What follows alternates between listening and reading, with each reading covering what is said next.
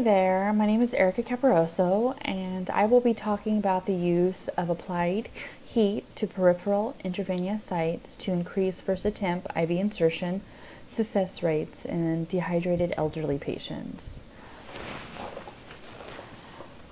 Identifying the problem. So the target population of the study is male or female patients who are over the age of 65 who are admitted for dehydration during the month of July 2018. Elderly have a high occurrence of dehydration, making dehydration the most common electrolyte imbalance for the elderly. Disease processes may influence the decreased intake of fluids, or this can be from the natural aging process. When someone is dehydrated, it takes effect on the veins, making them small and more difficult to gain IV access.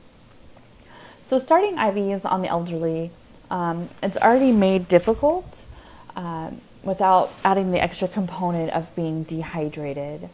This may be related to their comorbidities and age-related changes to the skin and veins. The skin loses its elasticity and becomes loose, and there is changes in the depth and integrity of the skin. Calcium deposits, cross-linking of collagen, and reduction of elastin cause increased peripheral resistance within the vein. Veins may look larger and more prominent than they actually are, when in fact they are fragile and not ideal for IV insertion. Elderly may have sclerotic veins that may roll, or veins that are squiggly and uneven and not that straight line that's needed to thread a cannula through.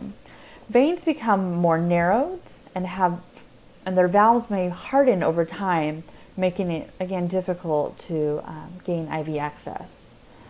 The process of gaining IV access is an invasive procedure that may require multiple sticks before gaining access, especially those who are dehydrated. The multiple failed attempts will decrease the patient's trust in the competency of the nurses and the healthcare team.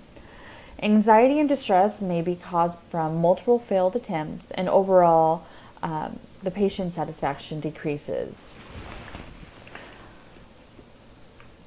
So, description of the project is to cause vasodilation at the peripheral sites through the use of applied heat. So the use of warm compresses or wet, warm cloths to the peripheral sites for at least 3 to 4 minutes on average. Vasodilation will help enlarge the veins, making them more prominent, aiding in the successful first attempt of IV insertion. Applying heat may decrease the pain at the site and decrease anxiety that is associated with IV insertion. With the decrease in attempts in gaining access, will then increase satisfaction in the patient's overall care. Looking at the literature review, first in the article Intravenous Therapy in Older Patients, this discusses the anatomical changes that occur from the aging process and how it will affect insertion. Selection of vascular access device and use of the smallest gauge cannula should be used to reduce the risk of complications associated with IV therapy, such as phlebitis, extravasation, or circulation overload. Application of heat or use of warm compress or even soaking the arm in warm water will increase the size and visibility of veins, increasing the likelihood of successful first attempt. To be noted that care should be taken when soaking the arm in warm water because of temperature sensitivity, and the patient may not notice if the water is too hot. Prepare the patients and communicate and help them feel at ease. Anxiety can cause vasoconstriction, which will make the IV insertion more difficult. In the article Impact of Dry versus Moist Heat on Peripheral IV Catheter Insertion in the Hematological Oncology Patient, this discusses IV insertion on the oncology patient, and it's kind of important to kind of correlate that information because they're another population group that is difficult to gain IV access. So in this article, it states not that all IV insertions are successful on that first attempt, causing multiple attempts, which can cause distress and anxiety, and increased costs due to additional supplies and nursing time used to gain access to with that IV. Nurses often apply heat to IV insertion sites to aid in visualization of the veins. Cutaneous blood flow increases up to 70% during the periods of heating because of an increase in sympathetic vasodilator activity. Patients undergoing IV insertion may display signs of anxiety. About 20% of adults experience mild to moderate fear of needles and have anxiety that may lead to bradycardia and even hypotension. Nurses should recognize and acknowledge patients' concern and offer heat modalities to encourage vasodilation.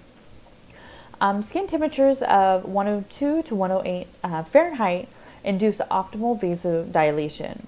However, care should be taken to avoid excessive temperatures, which can cause damage to the patient. There is no national standard of the set of temperature settings for applied heat. It goes more on the patient's perceived and their tolerance to the heat. Generally, heating devices are safe. They can cause burns if used inappropriately. One should never microwave any heating elements, for microwaving causes uneven heating and may actually cause harm to the patient. Heat procedures are effective, inexpensive, and easy to implement to help patients cope with pain, distress, and anxiety. In the article, methods to increase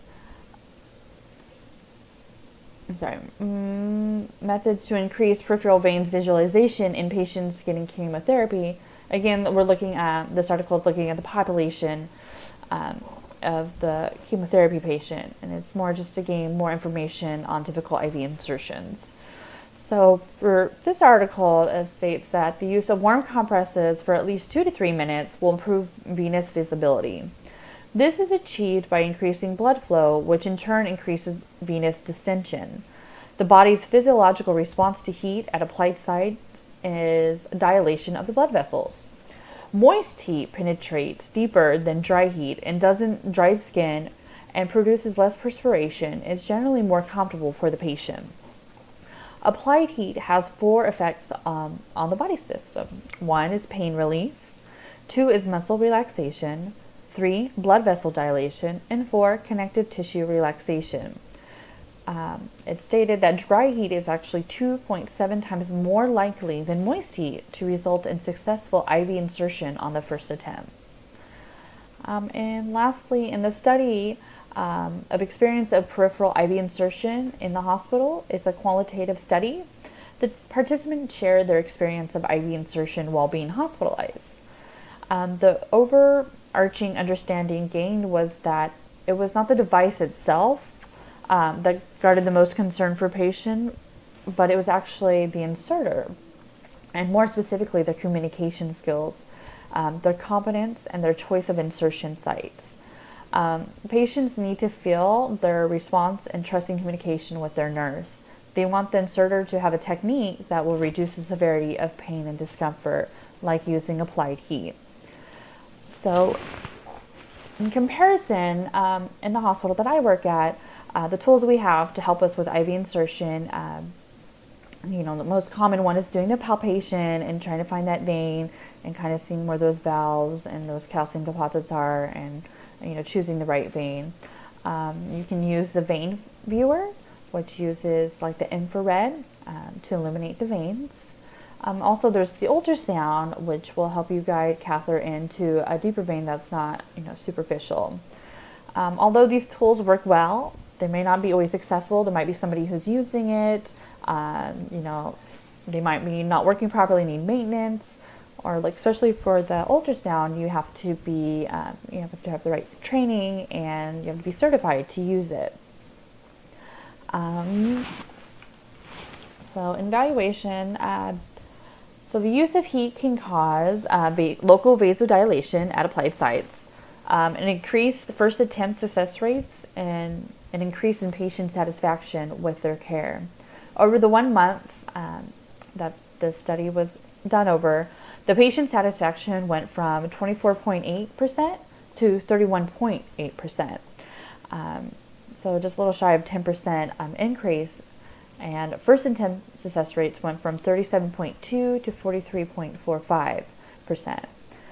So this is an evaluation that was done just on elderly patients that were admitted for dehydration and the use of applied heat to gain IV access during their hospital stay. The use of applied heat can be easily applied while the nurse is gathering supplies for the IV insertion. It can help decrease anxiety, and for some it actually may help reduce pain and discomfort felt during the insertion. So what's next? So after discussing with the staff and fellow nurses on the unit, it was kind of an overwhelming that they all felt that the application of dry heat or even the moist heat was an effective tool to use in vasodilation and making the first attempt of IV insertion successful. Most nurses stated they would continue to utilize this technique. So findings gathered from this study will be shared with other units and education given on how to use the applied heat for vasodilation. And then from that, further research will be gained from the new data that's obtained from the units who participate.